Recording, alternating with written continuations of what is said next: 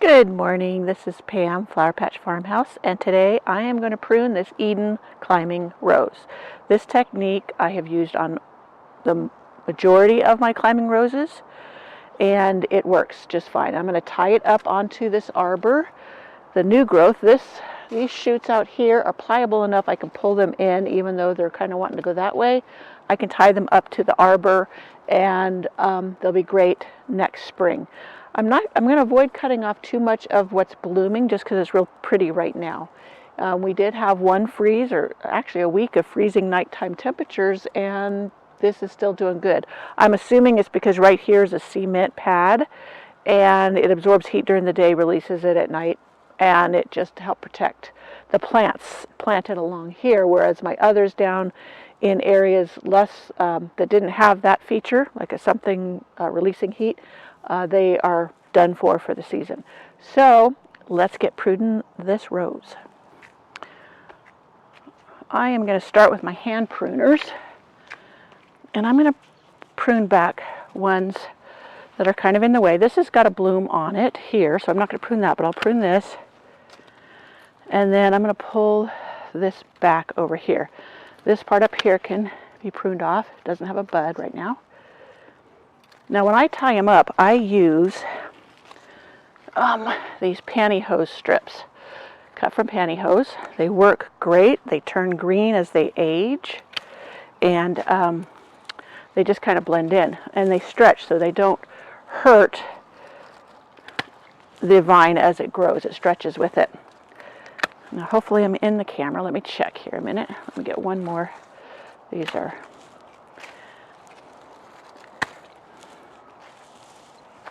now when it turns much colder,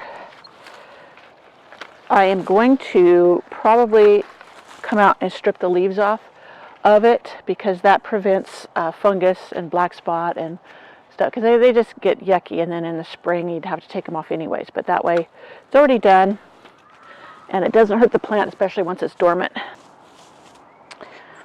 Well, I thought I was going to save this cane here that has the bloom on it, but when I started to trim things back, I noticed, if you can see it here, it has a big gouge right here, and that is a place where disease, bugs, etc. could get in. So that's going to come off.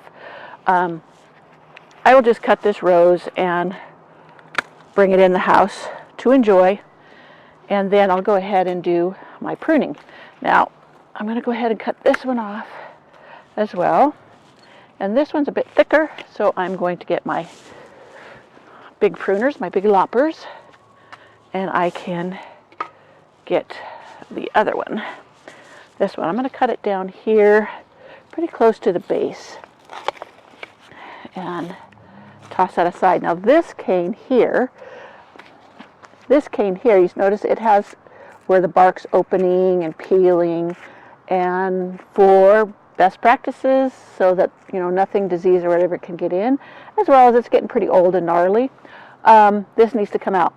Now it does have some flowers up above on it, but those are just going to be sacrificed, and I have some other canes that have blooms, so I can still enjoy them until it's done. Now this one I'm going to have to do in increments. Now I have a blog post on my website about how to prune your Eden rose for lots of blooms, etc. You can go look at the step-by-step on it, and it pretty basically tells you the same thing. But here, this is going to come off down here. Now, this, when you cut this off, come spring, this is going to throw up new, healthy shoots.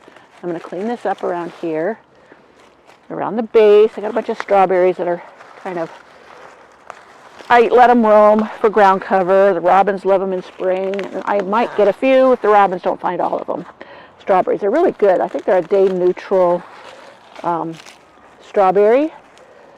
It's been so long, they've been here 20 years and keep roaming, and they just work good. So now I'm going to come up and just take this off in increments so that I can pull it off of the arbor more easily, rather than trying to pull the whole big long thing off.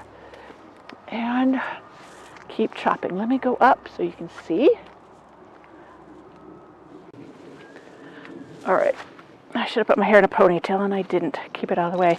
So here's that cane. I'm just going to come up here, and here's the other piece of it going out there,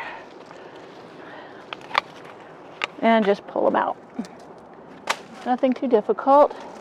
And see, that has a little bit of damage on it, probably from rubbing on something when it was windy. That also is a good reason to prune these before winter hits, because the winds and what have you can cause damage to the canes, and that's why I like to get this tied up before real winter hits.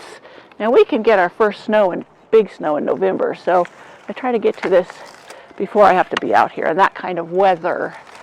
So let me pull that out, and you see how it's opening it up? Now that's going to make it where I can tie these in, these nice new green pieces. So I'm going to continue up and find the last bit of it is up here. Probably out of the camera, but it's just along the top. Now, one thing about this, you see this cane right here?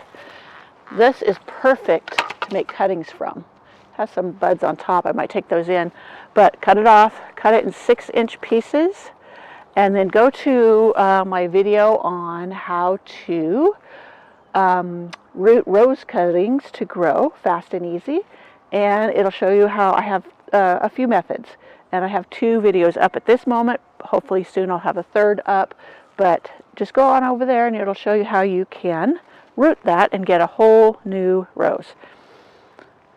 Okay, let's see, that's all done. I'm checking to see another one. This other one, there's another couple in there that look pretty old and gnarly. So just take your time. I'm going to pull this piece out. That was from that other one.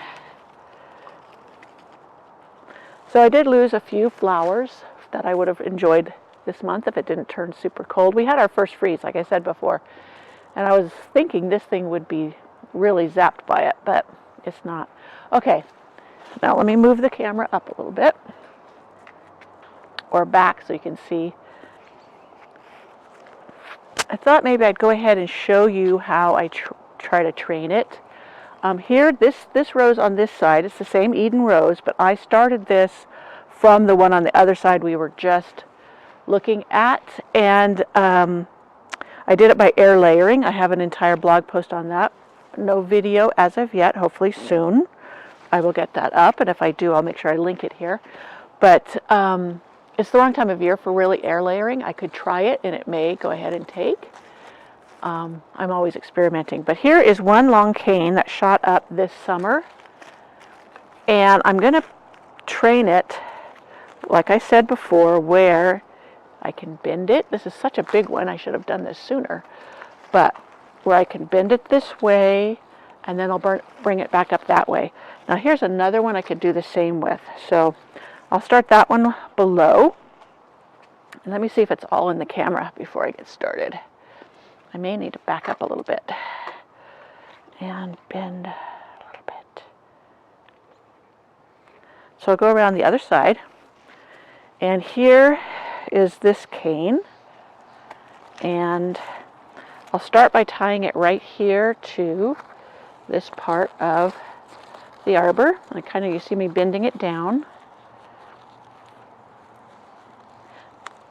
And then tie it in. It doesn't have to be super tight, just keep it close. Now this is going to get in the way, so now I'm going to bend it this way, being careful not to break it there.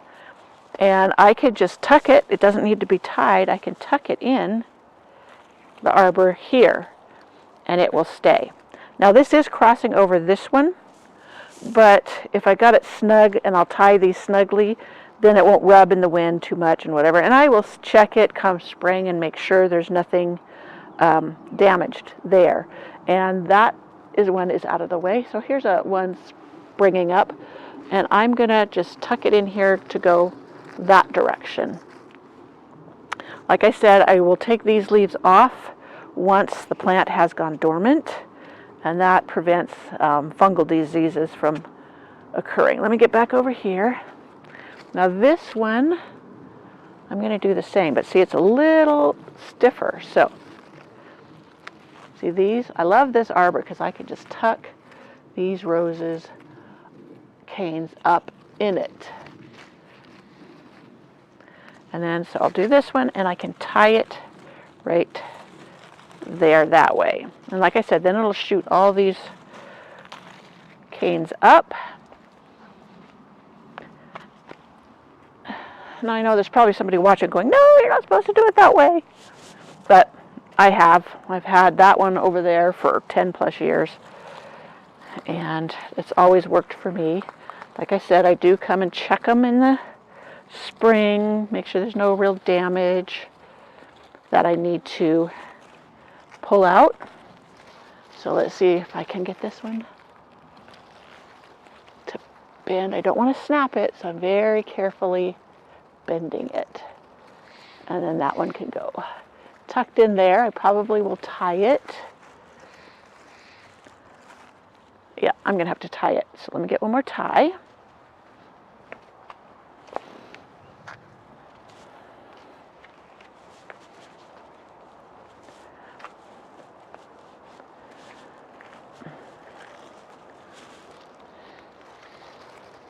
I'll go ahead and tie it right here. There's a lot of them I'll let go straight up, and it kind of hides the weirdness of these ones that I've got kind of serpentining. But once they fill out with leaves and stuff, it all works good. There. I need to trim those off. Like I said, these, they end up turning green after they've been through the weather, etc. Plus, tying these back keeps it out of my walkway. So, there is my Eden rose tied up. I'll back up and you can see the whole shebang. So there is my Eden rose tied up to the wire. Arbor. This is like a hog wire. I bought this at a local nursery. A little old man used to make them. And he would sell them, and he no longer does. But my husband says we could easily replicate it, and I hope to do so because I have some other spots I would like to put an arbor like this. Here it is from the other side. You see why I didn't want to cut off a lot, because it still has a lot of blooms. Most of them are facing this way because the evening sun hits them from this side, and they're reaching for the sun. And you can see the canes that are flying out to the right there. Those will get trained in after I'm finished pruning that side. I just didn't want to take off all the blooms that I can be enjoying right now, but just a couple more weeks and it probably will be done, and we'll have a hard freeze, which it'll take it out, well, put it into dormancy, and I can finish my pruning job. I will be sure to show you what it looks like when I'm done pruning it for the winter season.